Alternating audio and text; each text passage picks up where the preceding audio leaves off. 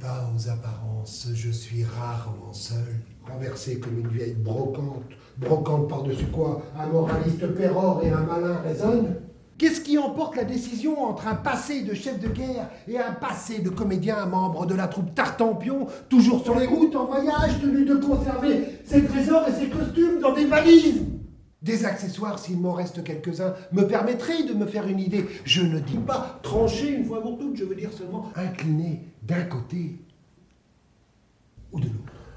Tu auras toujours une tête de crapule, incapable de signer ses crapuleries.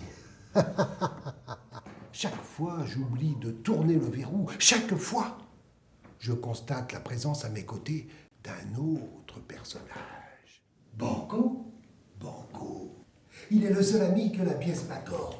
Le seul ami, mais jusqu'au 3e acte seulement, après quoi des assassins le font disparaître en se réclamant de moi. Elle n'est pas venue me rejoindre ici pour m'apporter un bol de lait tiède. Elle vient jouer les hantises, comme s'il n'y avait pas suffisamment de fantômes dans cette pièce.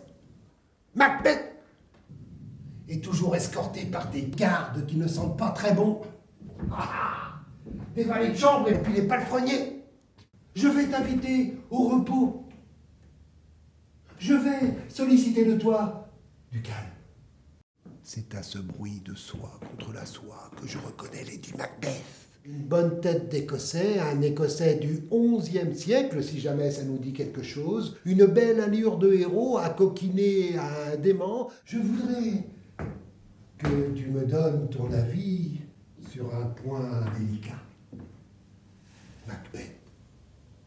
C'est certain, je l'ai été, c'est-à-dire que j'ai été fébrile à l'approche du pouvoir, que les regards étaient posés sur moi, que je portais mes ornements et comptais sur mon apparence.